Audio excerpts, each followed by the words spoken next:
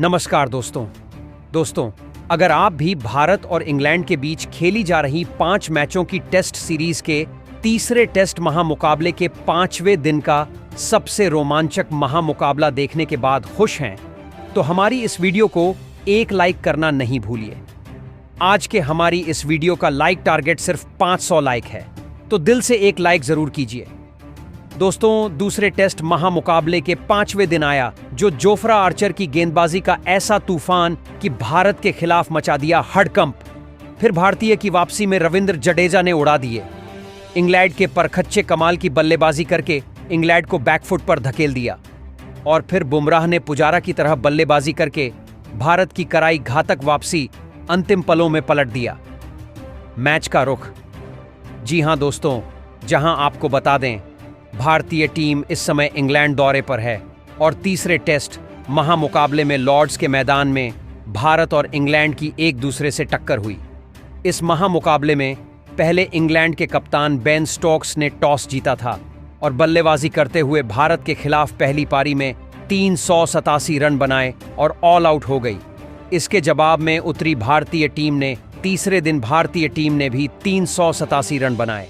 इसके बाद इंग्लैंड की दूसरी पारी जमी, मगर चौथे दिन भारत ने वॉशिंगटन सुंदर की घातक गेंदबाजी से इंग्लैंड को 192 रन पर ऑल आउट कर दिया। भारत को अब जीतने के लिए दूसरी पारी में 193 रन बनाने थे, जिसके जवाब में चौथे दिन के अंत तक भारत ने 59 रन पर 4 अहम विकेट खो दिए थे। दोस्तों, ऐसे में अंतिम दिन का खेल खेला जाना था, और आज मैदान पर जब अंतिम दिन का खेल शुरू हुआ तो ऋषभ पंत और लोकेश राहुल मौजूद थे। जहां पर ऋषभ पंत ने अभी अपना खाता नहीं खोला था, जबकि लोकेश राहुल 33 रन बनाकर जमे हुए थे। ऐसे में फिर पारी का 19वां एवं दिन का पहला ओवर लेकर जोफ्रा आर्चर आते हैं। इस ओवर में जोफ्रा आर्चर को ऋषभ पंत दूसरी गेंद पर टारगेट करते हैं और बेहतरीन एक लूज डिलीवरी डाल बैठते हैं जोफ्रा आर्चर, जिसको बाद वह खुद खुश नजर नहीं आ रहे थे। पैड लाइन पर डाली गई इस फुल लेंथ की गेंद को ऋषभ पंत ने फाइन लेग की तरफ फ्लिक करके गैप में भेज दिया, और इस प्रकार 4 रन मिले थे और यह दिन का पहला चौका था। 19 ओवर की समाप्ति पर भारतीय टीम ने अब 63 रन बना लिए थे और जीत के करीब पहुंचती जा रही थी। ऋषभ पंत और केएल राहुल 2 ऐसे बल्लेबाज थे कि यह दोनों अकेले अपनी टीम को जीता सकते थे। आज के इस महामुकाबले में ऋषभ पंत जिस अंदाज से बल्लेबाजी कर रहे थे, वह जोफ्रा आर्चर के लिए घातक साबित हो रहे थे। 21वें ओवर में जोफ्रा आर्चर आते हैं तो ऋषभ पंत तीसरी गेंद पर एक शानदार लॉन्ग ऑन की ओर शॉट खेलकर एक हाथ से बल्ला जरूर उनके निकल गया था, मगर गैप में सीधी एक टप्पा पका खाकर गेंद 4 रन के लिए चली जाती है, और अब ऋषभ पंत अपनी तूफानी बल्लेबाजी के लिए जाने जाते हैं। वह करने लगे थे, मगर आज जोफ्रा आर्चर इसी ओवर में अपनी वापसी करते हैं और 5वीं गेंद पर वह ऋषभ पंत को क्लीन बोल्ड कर देते हैं, और ऋषभ पंत सिर्फ 9 रन बनाकर आज पवेलियन की राह देखते हैं। ऐसे में भारतीय टीम की आधी टीम पवेलियन लौट चुकी थी, यानी कि 5 विकेट जा चुके थे।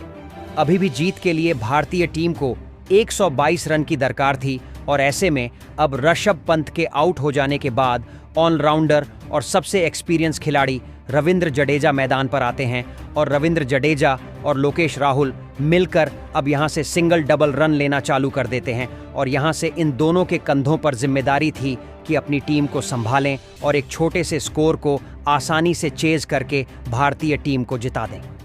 23वां ओवर जब तेज गेंदबाज जोफ्रा आर्चर फिर से लेकर आते हैं तो रविंद्र जडेजा उनको तीसरी गेंद पर एक शानदार टारगेट करते हैं। ऑफ स्टंप के बाहर डाली गई गेंद पर बल्लेबाज ने डिफेंड करने का प्रयास किया था, और रविंद्र जडेजा का बल्ले का बाहरी किनारा लेकर गली और सेकंड स्लिप के बीच से गेंद सीधी थर्ड मैन की तरफ चौके के लिए चली गई, और इस प्रकार रविंद्र जडेजा का एक और चौका देखने को मिलता है। और 23 ओवर में 5 विकेट के नुकसान पर आज भारतीय टीम ने 80 रन बना लिए थे। 193 रन का लक्ष्य जो दिया था वह चेज होता हुआ दिखाई दे रहा था, मगर आज इंग्लैंड की गेंदबाजी ने शुरू में जो विकेट लिया था वह भारतीय टीम को प्रेशर में डाल दिया था, और अब लोकेश राहुल के कंधों पर जिम्मेदारी थी कि वह अपनी टीम को संभाले और जमकर एक बड़ी पारी खेलें और अपने अर्धशतक की तरफ बढ़ रहे थे। मगर फिर 24वें ओवर में बेन स्टोक्स आते हैं और भारतीय टीम को सबसे बड़ा झटका देते हैं। 5वीं गेंद पर वह लोकेश राहुल को गेंद करते हैं।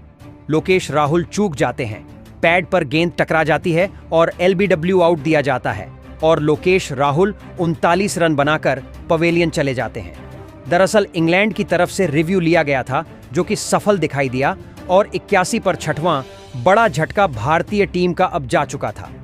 भारतीय टीम को वैसे तो जब जीत के लिए ज्यादा रन नहीं चाहिए थे, मगर भारतीय टीम के लगातार विकेट गिरे थे, उन्होंने भारतीय टीम की परेशानी बढ़ा दी थी।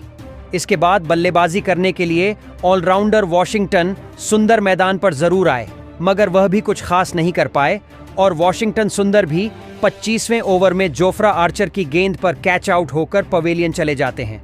और ऐसे में आज वॉशिंगटन सुंदर तो अपना खाता भी नहीं खोल पाते हैं और 82 रन पर आज भारतीय टीम को 7वां बड़ा झटका लगता है। अब भारतीय टीम के पास सिर्फ 3 विकेट बचे हुए थे और रन अब ज्यादा दिखाई देने लगे थे। आज इंग्लैंड की गेंदबाजी ने कमाल करके रख दिया था और भारतीय टीम की बखियां उधेड़ दी थीं। जिस तरीके की गेंदबाजी किसी ने उम्मीद नहीं की तो वह इंग्लैंड ने करके दिखाई थी। खासकर आज जोफ्रा आर्चर खतरनाक फॉर्म में नजर आ रहे थे।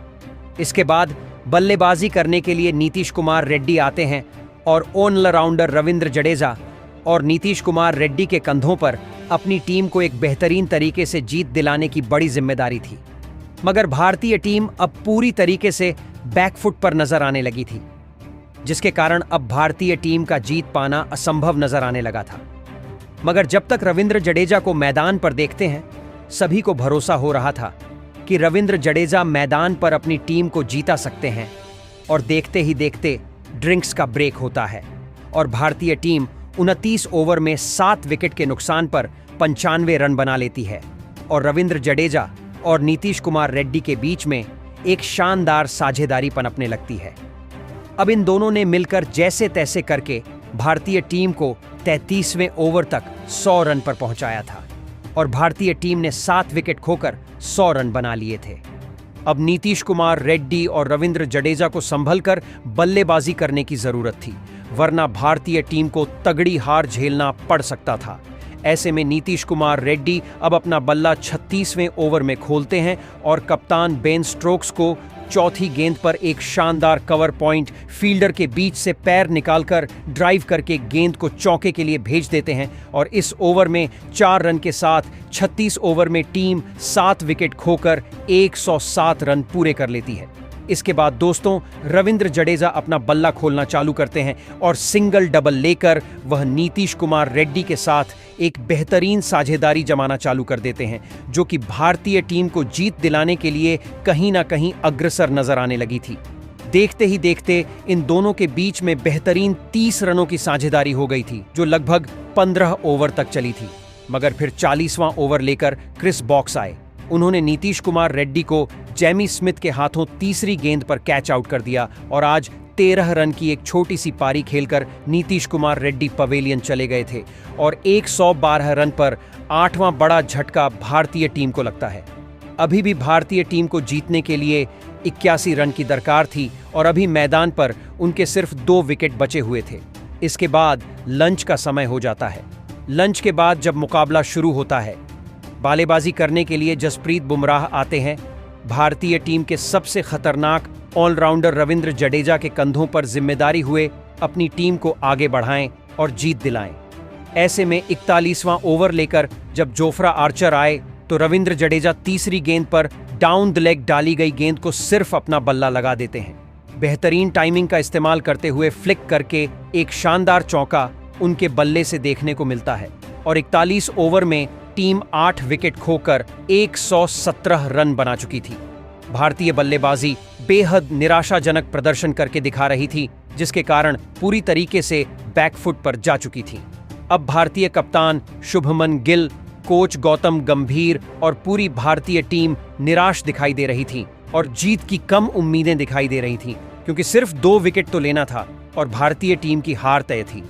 ऐसे में फिर 43वां ओवर लेकर जोफ्रा आर्चर आते हैं और जसप्रीत बुमराह उनको 5वीं गेंद पर एक शानदार बल्ला चलाते हैं और छोटी डाली गई लेंथ में गेंद को मिड विकेट की तरफ खेलकर पुल शॉट के साथ चौका लगा देते हैं और 43 ओवर में टीम 8 विकेट खोकर 123 रन बना लेती है।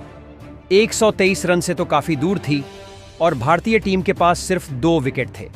ऐसे में रविंद्र जडेजा और जसप्रीत बुमराह के कंधों पर जिम्मेदारी थी कि वह आकर अपनी टीम को एक बड़े स्कोर तक पहुंचाएं, और कहीं ना कहीं यह दोनों करके दिखाने लगते हैं। खासकर जसप्रीत बुमराह, जिनसे उम्मीद नहीं की जा रही थी, टिक कर खेल रहे थे, कोई भी रिस्क नहीं ले रहे थे। पारी के 48वें ओवर में क्रिस बॉक्स को रविंद्र जडेजा 5वीं गेंद पर एक शानदार मिड विकेट की ओर हवा में शॉट लगाते हैं। बीच बल्ले से लगकर गेंद सीधी स्टैंड में 6 रनों के लिए चली जाती है और गगनचुंबी 6 हासिल होता है, और उसके साथ ही भारतीय टीम अब 131 रन पर पहुंच गई थी और भारतीय टीम को अब जीत के लिए 62 रनों की दरकार थी। ऐसे में रविंद्र जडेजा अपने अर्धशतक की तरफ बढ़ रहे थे। दूसरी तरफ जसप्रीत बुमराह आज एक सधे हुए बल्लेबाज की तरह बल्लेबाजी कर रहे थे, जिनको देखकर पूरे भारतीय फैंस खुश नजर आने लगे थे, जिसके कारण अब भारतीय टीम की जीत की पूरी उम्मीदें हो गई थीं। फिर जब ड्रिंक्स ब्रेक हुआ तो 53 ओवर में भारतीय टीम ने 137 रन 8 विकेट खोकर बना लिए थे। भले ही कोई रन जसप्रीत बुमराह के बल्ले से नहीं निकल रहा था, मगर वह स्ट्राइक रोटेट कर रहे थे और गेंदों को खेल रहे थे और किसी भी बल्लेबाज को सफल नहीं होने दे रहे थे। इसके बाद मुकाबला जब आगे बढ़ता है तो फिर सिंगल डबल लेकर रविंद्र जडेजा अपनी टीम को धीरे धीरे आगे बढ़ाने लगते हैं और धीरे धीरे वह भी अपने अर्धशतक के करीब जाने लगते हैं। आज के इस महामुकाबले में भारतीय टीम को एक बड़ी पारी की साझेदारी की जरूरत थी। ऐसे में आज रविंद्र जडेजा और जसप्रीत बुमराह ने 35 रनों की एक बेहतरीन साझेदारी कर ली थी और भारतीय टीम 147 पर पहुंच गई थी। मगर 62वें ओवर में बेन स्टोक्स आकर जसप्रीत बुमराह को सैम कोक के हाथों कैच आउट करके पवेलियन भेज देते हैं और 5 रन बनाकर आज जसप्रीत बुमराह पवेलियन की राह चले जाते हैं। सोचने वाली बात यह थी कि 62 गेंदों का सामना करके आज जसप्रीत बुमराह ने जिस तरीके से आज खेल दिखाया था वह लाजवाब रहा था, मगर उन्होंने फिर इसके बाद धैर्य खो दिया था। अब भारतीय टीम के 9 विकेट चले गए थे और भारतीय टीम को अभी सिर्फ 1 विकेट और बचा था, जो कि मोहम्मद सिराज का था। ऐसे मोहम्मद सिराज के कंधों पर जिम्मेदारी थी कि वह अपनी टीम को बेहतरीन तरीके से जीत दिलाएं और जमकर रविंद्र जडेजा का साथ दें। सधे हुए बल्लेबाज रविंद्र जडेजा बेहतरीन बल्लेबाजी कर रहे थे और भारतीय टीम को जीत के लिए आगे बढ़ाते जा रहे थे। देखते ही देखते अब रविंद्र जडेजा और मोहम्मद सिराज के बीच में एक साझेदारी पनपने लगी थी। 66वां ओवर लेकर जब बेन स्टोक्स आते हैं तो अंतिम गेंद पर रविंद्र जडेजा लेग साइड की ओर गैप में फ्लिक करके एक चौका लगा देते हैं और उसके साथ ही वह 49 रन पर पहुंच जाते हैं और अभी भारतीय टीम को जीत के लिए 39 रन की आवश्यकता होती है और भारतीय टीम ने 9 विकेट खोकर 154 रन 666 ओवर बना लिए थे। इसके बाद फिर पारी के 67वें ओवर में पहली गेंद पर रविंद्र जडेजा बेन स्टोक्स को ऑफ स्टंप के बाहर डाली गई गेंद को पॉइंट की ओर कट करके चौका लगा देते हैं और इसके साथ ही वह अपना 26वां टेस्ट का अर्धशतक पूरा कर लेते हैं। और यह अर्धशतक एक ऐसे मौके पर आया था जब भारतीय टीम को सबसे बड़ी बल्लेबाजी की जरूरत थी और ऐसे में रविंद्र जडेजा ने दूसरी पारी में भारतीय टीम को सच में अच्छी खासी बल्लेबाजी करके दिखाया था। अब मोहम्मद सिराज भी यहां से कुछ शॉट खेलने लगे थे और फिर देखते ही देखते टी का ब्रेक हो जाता है और 70 ओवर की समाप्ति पर भारतीय टीम ने 9 विकेट खोकर 163 रन बना लिए थे। अभी भारतीय टीम को जीत के लिए 30 रन थे और इंग्लैंड को जीत के लिए सिर्फ 1 विकेट की दरकार थी। फिलहाल रविंद्र जडेजा 56 पर खेल रहे थे, जबकि 2 रन बनाकर मोहम्मद सिराज भी मौजूद थे। ऐसे में फिर मुकाबला टी के बाद शुरू होता है। अब सिर्फ भारतीय टीम को 30 रन बनाने, जबकि रविंद्र जडेजा और मोहम्मद सिराज स्ट्राइक रोटेट करने लगे थे। और अब शोएब बशीर को मैदान पर लाया जाता है, जो कि लगातार भारतीय टीम को परेशान करने लगे थे। आपको बता दें दोस्तों, आज के इस महामुकाबले के अंतिम क्षणों में इस तरीके का खेल देखने को मिल रहा था। जब रविंद्र जडेजा बल्लेबाजी पर आते थे तो पूरी फील्ड सेटअप बदलकर दूर दूर कर दिया जाता था, जिससे कि बड़ी बाउंड्री ना लगा पाए, जबकि मोहम्मद सिराज को परेशान करने के लिए नजदीक में पूरी फील्डिंग स्लिप पर खड़ी कर दी जाती थी।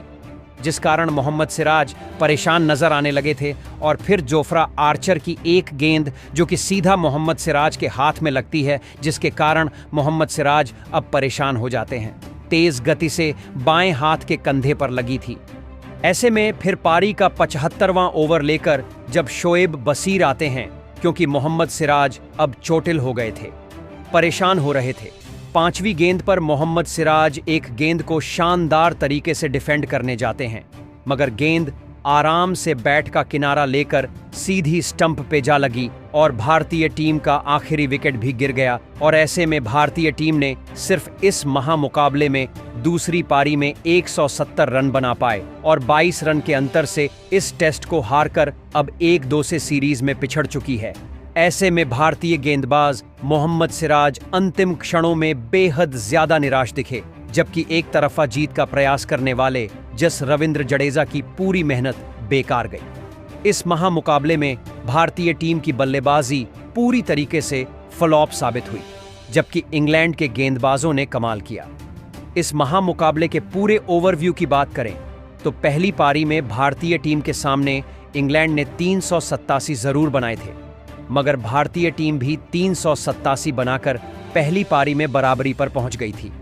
दूसरी पारी में भारतीय गेंदबाजों में वॉशिंगटन सुंदर के शानदार 4 विकेट, मोहम्मद सिराज, जसप्रीत बुमराह के तूफानी गेंदबाजी के दम पर 192 पर ऑल आउट कर दिया गया था, जिसके जवाब में भारतीय टीम को 193 रन का लक्ष्य हासिल करने का मौका मिला था और भारतीय टीम सिर्फ 170 रन बना पाई। हालांकि भारतीय टीम की तरफ से केएल राहुल ने 58 गेंदों में 43 रन बनाए, जबकि रविंद्र जडेजा ने नाबाद 181 गेंदों में 4 चौका 1 लगाकर 61 रन की एक बेहतरीन सदी हुई पारी खेली, जो कि भले ही भारतीय टीम हार गई है, मगर रविंद्र जडेजा की इस शानदार पारी को सभी याद रखेंगे। ऐसे में मुकाबला हारने का दुख सबको है। सबसे ज्यादा दुख मोहम्मद सिराज को और जसप्रीत बुमराह को होगा, क्योंकि अंतिम क्षणों में अगर ये थोड़ा साथ दे देते तो भारतीय टीम जीत जाती। मगर रविंद्र जडेजा की इस अंतिम क्षणों में भरतक प्रयास को 61 रन की तूफानी पारी को 10 में से कितने अंक देंगे? कमेंट में जरूर बताएं। नए हैं सब्सक्राइब करें।